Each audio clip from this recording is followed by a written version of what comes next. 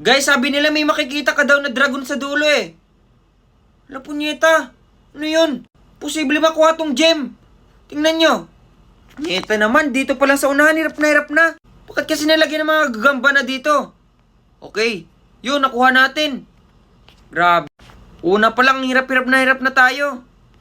Okay, ayun. Grabe, kung saan na lang tayo bumabangga. Dapat makita natin yung dragon. May dragon daw dito guys eh. Okay, punyeta, kahit pala hindi kunin tong gem, okay lang eh. Oh, asan yung dragon? Asan yung dragon? Baka dun sa loob ng portal guys. May dragon daw dun eh.